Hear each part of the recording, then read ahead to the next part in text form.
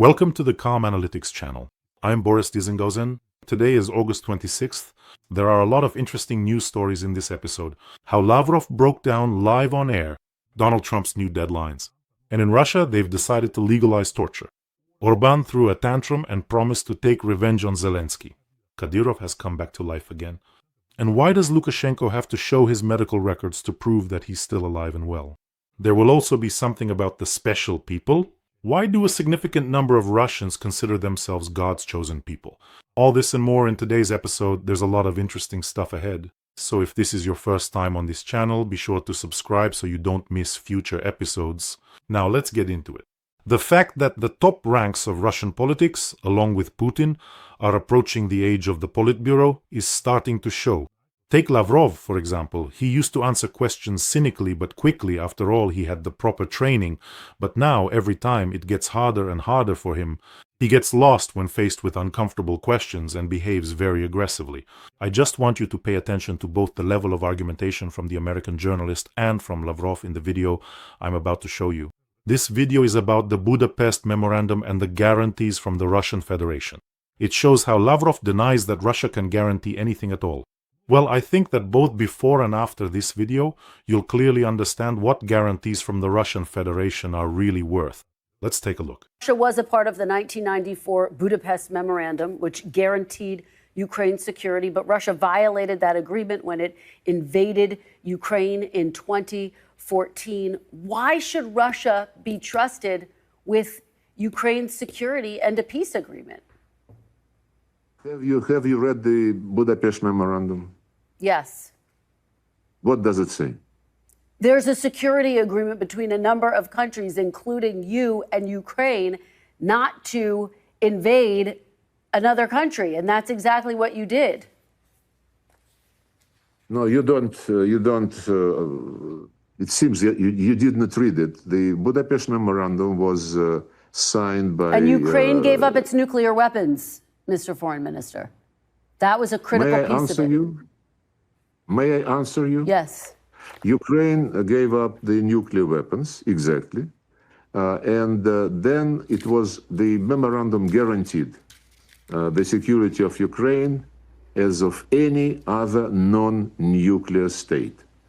And the legal obligations of the nuclear states, when they give guarantees to non-nuclear countries, is not to attack, to use nuclear weapons against non-nuclear states.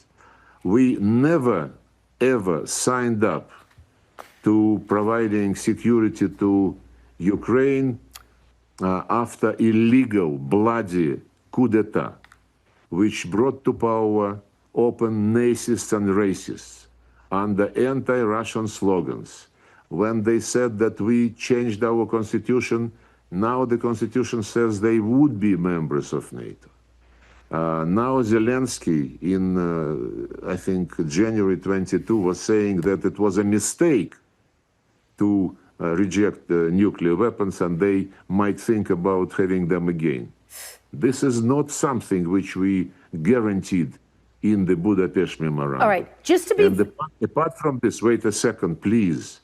Budapest Memorandum was accompanied by a declaration by those who signed the Budapest Memorandum, which said that all participants, including Ukraine, would respect human rights, would respect the rules of OSCE, principles of OSCE, non-aggression, and so on and so forth, which was grossly violated by those who took power in Ukraine in February 2024, 2014, with the help of the United States, when Victoria Nuland proudly stated that eventually we spent $5 billion. The old regular at the racetrack. This technique, which I call the professor, is something any professional speaker, and especially a journalist of a certain level, understands perfectly well how to avoid. So, what is this technique? When Lavrov says, "Have you read it? Can you name when it was signed?" How many points are there? In this technique, he takes on the role of a professor and starts to quiz the person he's asking these questions to, throwing them off. So in order to dodge the question, he starts asking, have you read it? how many points are there, which point is it mentioned in, and accordingly the opponent, like a student, is forced to answer. But he picked the wrong person this time, as they say. So, according to Lavrov, in the Budapest Memorandum, in exchange for taking away our huge nuclear arsenal, we were only guaranteed that we wouldn't be attacked with nuclear weapons. That's exactly what he said. We guaranteed them that we or anyone else would not attack them with nuclear weapons. Well then, excuse me. Let's open it up and read it. Lavrov says, "Have you read it?" Well, we have. Let's open the text of the Budapest Memorandum for those who are trying to claim that no guarantees were given to Ukraine, that there's not even such a word in there. And let me remind you, the full name of the Budapest Memorandum is the Memorandum on Security Assurances in connection with Ukraine's accession to the Treaty on the Non-Proliferation of Nuclear Weapons. Memorandum on Security Assurances. Well, there's a preamble. It's from 1994, obviously, that's the date of entry. The Russian Federation, the United States, the United Kingdom, and Ukraine signed the following agreement. So, point 1. Let's go. Lavrov couldn't find it there, but we will. Point 1. The Russian Federation, the United Kingdom of Great Britain and Northern Ireland, and the United States of America reaffirmed to Ukraine their commitment, in accordance with the principles of the OSCE Final Act, to respect the independence, sovereignty, and existing borders of Ukraine. All right then. Point 2. Well, we can see, yes, how Russia respects existing borders. Putin keeps saying one time it was Lenin who invented Ukraine, then it was Stalin, then someone else. Point 2. Russia, the United States of America, and the United Kingdom of Great Britain and Northern Ireland confirm their unwavering commitment to absolutely refrain from the threat or the actual use of force against the territorial integrity or the political independence of Ukraine, and that none of their formidable weapons, I emphatically emphasize, will ever, under any circumstances, be used against Ukraine, except strictly in self-defense or in some other manner that is entirely consistent with the fundamental charter of the United Nations. Absolutely none. And what Mr. Lavrov was so awkwardly, indeed clumsily, and quite irritably trying to manipulate and distort is specifically Article 4. The same parties, the Russian Federation, the United Kingdom, and the United States, confirm their commitment to seek immediate action by the UN Security Council to assist Ukraine as a state party to the Treaty on the Non-Proliferation of Nuclear Weapons. And in the event that Ukraine becomes the victim of an act of aggression or the target of a threat of aggression involving nuclear weapons. There it is, the key difference. Lavrov tried to slip through like, well, an overfed parasite, but it didn't work. In other words, the guarantees were to be provided by themselves, by the Russian Federation, the United States, and the United Kingdom. They guaranteed non-aggression with any type of weapon. But if someone attacked Ukraine using nuclear weapons, that's when they were supposed to initiate this procedure. So, as they say, you can't explain to the deaf, and you can't prove anything to an idiot. But in this case, Lavrov certainly knew what he was talking about. And once again, in this video, he started talking about the so-called bloody coup. You heard it. Now, over there in the swamps, whether it was bloody or not, whether it was a coup or not, that's another matter.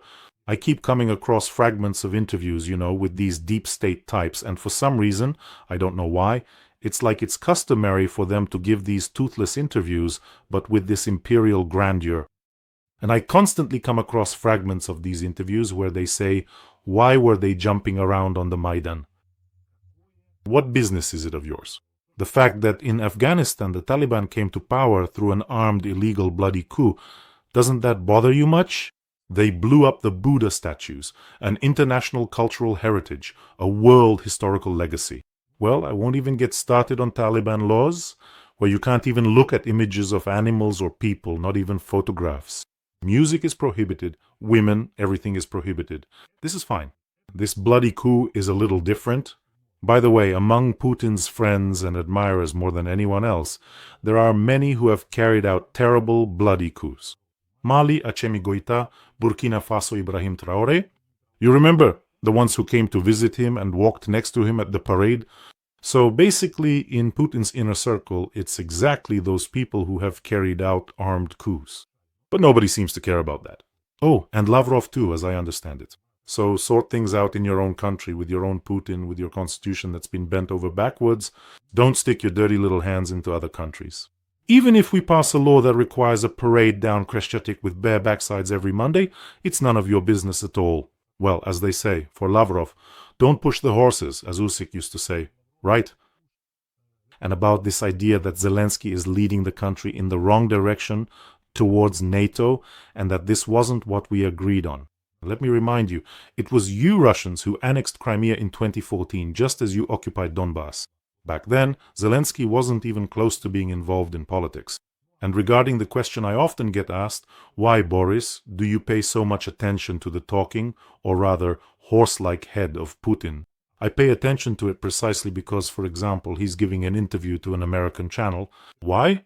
In order to promote his own agenda, to break down how the Russian Federation lies to them, how Putin lies to Trump, how Lavrov lies to the whole world. I mean, this is clear to us, to you and me, and that's why we even launched an English language channel recently, as you know. So, to pick apart his words, to prove with facts that he is lying and trying to fool Donald Trump, the American people, and everyone else, that is what is needed. Because emotions are one thing, evidence is another. Well, let me remind you, I am analyzing Lavrov's words because this is the official position of the Russian Federation. Official. Those with whom Donald Trump wants to negotiate, to whom he wants to give some guarantees. That's why we'll do it. Well, what do you think of the passage about how human rights were violated in Ukraine? And this also became the reason for what? Putin said that they didn't go anywhere there and didn't attack anyone. That is, Lavrov threw everything into one pile. He's getting old. And did you notice how it's already hard for him? Well, the journalist did a good job, really good. That's why this needs to be played for Donald Trump around the clock and told, look, here he's lying, here he's lying, here he's lying, and here too. He treats Americans like idiots, and you, Donald Trump, first and foremost. And now, our favorite segment since we started talking about Donald Trump, the floating deadline. The Vice President of the United States said that Trump needs another 6 months to convince Putin to end the war. Well, Vance said about this.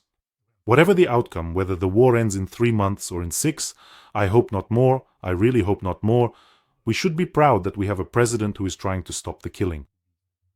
I think it would be right to translate what I talked about in the last episode, to convert this time into the number of casualties. Then it looks a little different. 3 months, how much is that? 90 days? Yeah, let's say so. 6 months, that's 180 days. Well, according to Donald Trump's calculations, in 90 days, 90,000 people are supposed to die. In 180 days, accordingly, 180,000.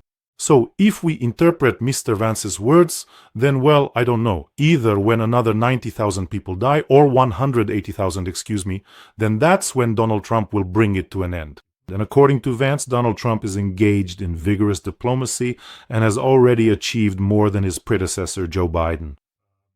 Well, vigorous diplomacy is good. That is, as they say, it's an energetic dance, but effective diplomacy is even better. At some point, you might realize that you can energetically squander all your resources, as the saying goes. And among the significant concessions from Russia, the US Vice President mentioned that Moscow allegedly no longer seeks to establish a puppet regime in Kyiv and is agreeable to certain security guarantees for Ukraine.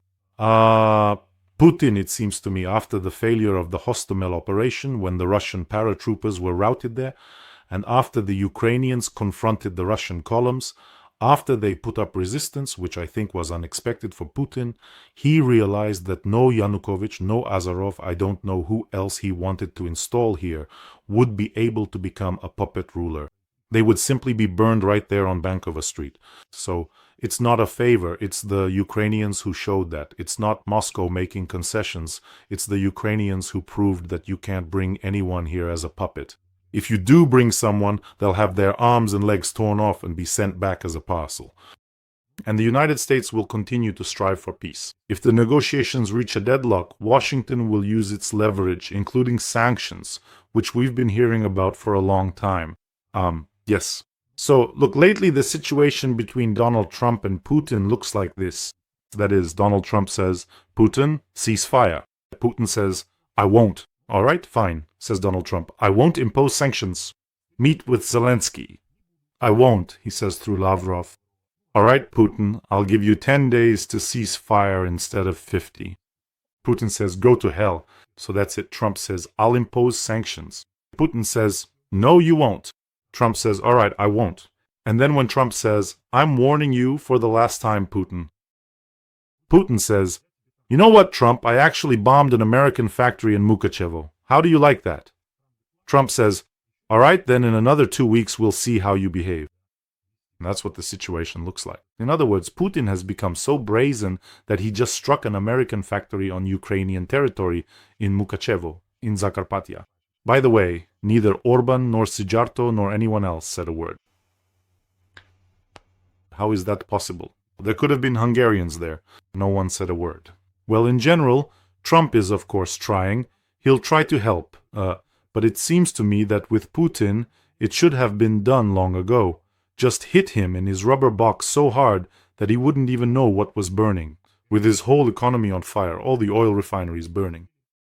And he wouldn't know at all where to run. And the replicants would be running around all the underground floors of the Kremlin. You know who Trump reminds me of right now? You probably had an acquaintance like that, someone who offered to help. He'd say he knew what he was doing, but then he'd make things much worse. And in the end, you had to redo everything after him from scratch. But he's like, "Well, I kind of thought it was one model, but it turned out to be another. Actually, And anyway, the Chinese put the wrong label on it. I'm sure you know someone like that. They used to call people like that, well, maybe not exactly them, but golden hands. He has those so-called golden hands. Remember that expression, right? Back in the days when there were no service centers and you couldn't call a professional, there were these craftsmen with golden hands. For some reason, it was believed that women didn't really do that back then. Well, except for sewing, of course. But now we are talking more about repairs. Back then, in that Mesozoic era, it was believed that a man who could fix anything, no matter how, but anything at all, had truly golden hands. Even if all he did was just wrap it up with electrical tape and it would eventually blow up somewhere. Golden hands. Yes, he tried to fix things by intuition. I think everyone probably had a car in their yard that was always being fixed. When the weekend came, the golden hands guy would come out and start working on the car. The men would gather around, some kids would give advice, and so on. A car that was being repaired forever. Perhaps it was simply a way to spend some quality time with the car. Well, anyway, that's me going off on a bit of a tangent. So, I firmly believe that a man doesn't necessarily have to personally fix everything himself if he truly doesn't know how. He should always be able to confidently call upon a professional for assistance. I just remember that golden hands thing really well. For me, that's a life lesson. When I was a kid, there was Volodya Golden Hands living 2 buildings over from us. I think that's what he was called. And he, specialized in electrical work. He fixed everything for a bottle, sometimes 2. And one day he was called to fix some complicated meter or fuse box. I don't remember exactly, but anyway, I won't go into details. Unfortunately, he died. He was electrocuted. And this is about how someone with golden hands, or a lover of all things golden, tries to fix something, even though they could have called someone or handed it over to someone else long ago, so they could give it a good whack and everything would be fixed. By the way, friends, don't forget to subscribe to this channel. They say it helps preserve your mental health. Let's be honest, we've got enough nervous and agitated analysis as it is, but what we really need is calm analysis, the continuation of a special nation, the uniqueness of spiritual values. Here's the news. Russia is denouncing the European Convention against torture. Wonderful. Well, in general, it's not because, although maybe it is because, they want to legalize torture outright. It's just that they're completely withdrawing from the European Convention, denouncing all the documents. So now, for them, this agreement that prohibits torture and any actions that degrade human dignity, everyone has forgotten about it. This document obligated the state not just to punish torture, but to prevent it. Forget about that now. And basically, there will no longer be any inspections of prisons, penal colonies, or detention centers. I think this is a completely logical continuation of what's happening now with the Russian Federation. By the way, friends, regarding our fundraiser, today I got in touch with my friend who serves in the 1st Medical Battalion. They are just shocked by the speed and the number of people who want to help our medics. Let me remind you, we are raising funds for the 1st Medical Battalion. We are collecting money for a mole drone.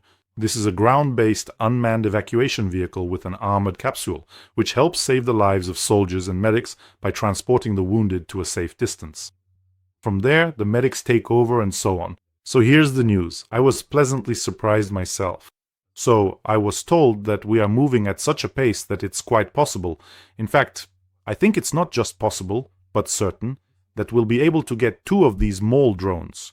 To be precise, the Medbat has already ordered one, and there's only a little left to raise for the second one. That's why I asked the Medbat to open a supplementary fundraising account for the first one. It's not a large amount, but with it, we'll be able to help them acquire 2 mole drones. I mean, this is just incredible. A double investment in saving lives. I don't know how I can ever thank you for everything you're doing. You are simply amazing, and, well, every time I just run out of words because you are truly, well, we're doing something really big and really important. Let's help out. The link to donate is in the description of this video and also in the comments. Let's finish funding the support vehicle, and the 1st Medical Battalion will have 2 moles. And of course, a huge thank you from us to our medics who are saving the lives of our defenders. Evacuating the wounded is one of the toughest challenges on the front lines today. Together with Boris Tizengausen's channel, the 1st Separate Medical Battalion is raising funds for MOL, ground-based unmanned systems to evacuate the wounded. Your 100 hryvnias could save a life.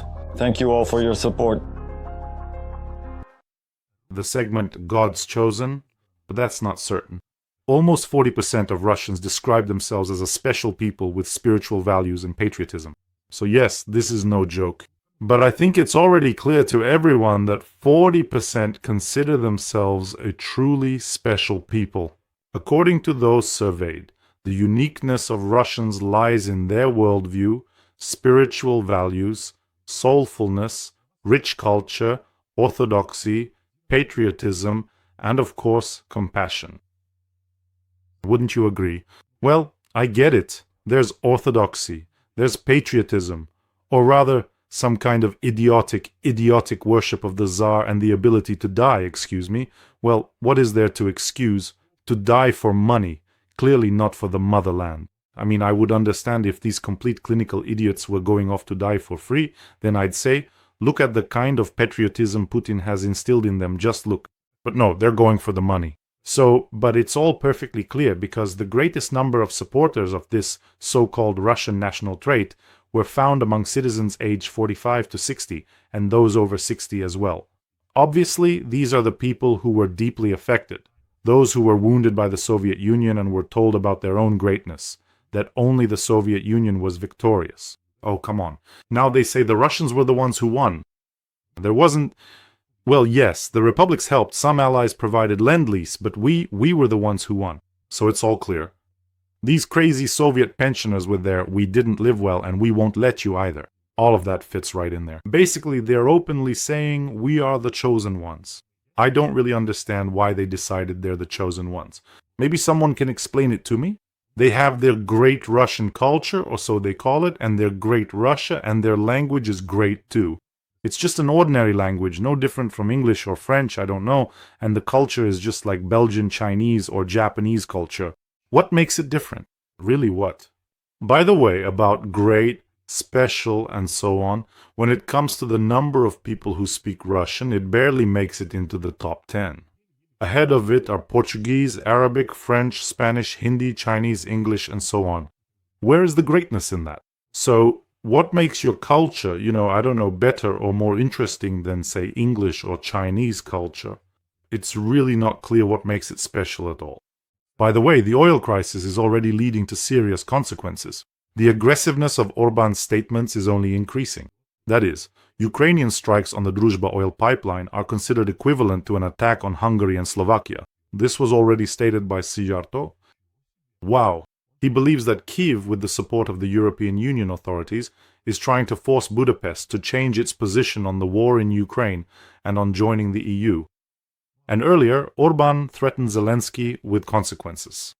Just make sure you don't get things mixed up. So, blocking the initiatives of the entire European Union, blocking aid to Ukraine, blocking anti-Russian sanctions, blackmailing Brussels with all this, that's supposedly not an aggressive stance.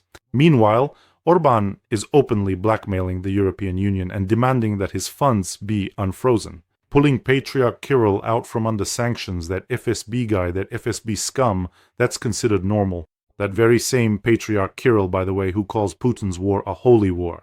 And of course, Russians say that orthodoxy gives you like +5 to being God's chosen people. You know what I think about Ukraine? I think Ukraine will survive even if Orban keeps blocking the launch of these Euro integration clusters for a few more months. He's been blocking them for a long time now. The clusters are supposed to be unblocked. Ukraine should have already started moving forward with them. But Orban, well, he just sits there like Jabba the Hutt and keeps blocking them. We can handle joining the European Union a bit later, but will Orban and his government be able to handle the rising energy prices and the lack of Russian oil for these few months until the elections in Hungary this spring? What do you think? I think that's a big question. So it seems to me, and I'm not insisting, I'm not imposing my point of view on anyone, that Orban should be left without Russian oil until the elections in Hungary. All the more so since the process of denefetization of Russia, and indirectly now of Hungary as well, is being led by none other than a Magyar who has Hungarian blood on his father's side. Listen, everything is working out perfectly. So it's him, that's his voice. Do you want it this way? But Orban also threatened Zelensky with consequences. Look, he's really going all out now. He wrote it was a busy weekend. President Zelensky openly threatened Hungary. He admitted that they are firing at the Druzhba pipeline because we do not support their EU membership. This also shows that the Hungarians made the right decision, Orban wrote. The cunning Danube slug is twisting the facts again. It wasn't the Hungarians who made the right decision. It was Orban who made that decision. Believe me, I get enough messages, direct messages on various social networks and emails from Hungary about what's happening there. In other words, Orban is terribly afraid of losing power in the spring. A lot of interesting things will come to light then. I think Putin will have a whole little town there somewhere. Yanukovych, Assad, Lukashenko, Orban. I don't know, maybe they'll be paraded around in straitjackets shouting, I'm great, I'm great. Yeah, it's all fine, just don't forget to take your pills. And Orban said that Zelensky's words will have long-lasting consequences. Well, that's for sure. You can be sure of that. Reuters reports that Ukraine has already knocked out at least 17% of Russia's oil refining capacity. That's excellent news. Just a week ago it was 11%, now it's already 17%. They're burning over there. I showed you in the last episode how it burns, how it blazes with a spark, just the way you like it. And here's another piece of news. You know, when some autocrat or dictator starts going out of their way to prove to everyone that they're perfectly healthy, it definitely means things aren't as they seem. For example, Kadyrov publishes information almost every week for some reason, saying that he's still alive. Remember when he almost drowned in Turkey, when Poseidon the Don almost took him away? After that, Kadyrov published footage from a government meeting, but things looked really bad there. It was some kind of chopped up, almost second-by-second montage. He could barely speak, and all those, his big family, which actually makes up the government, and their families, the families of families. They were all exchanging glances like, well, what's going on there? Kadyrov could barely speak. He barely speaks in real life as it is, but there he was speaking even more barely, just barely at all. By the way, Kadyrov's son was awarded his 17th medal. 17-year-old Adam received it. Well, you see, it probably just happened to coincide. 17 years old, 17th award. He received a new medal, Defender of the Chechen Republic. And, I saw there was an open championship in tactical shooting among the security forces. There were Belarusians competing, Kadyrov's men competed, and participants came from a few other countries as well. Adam Kadyrov himself didn't participate, but he still received a medal. Can you imagine what a gifted child he must be, right?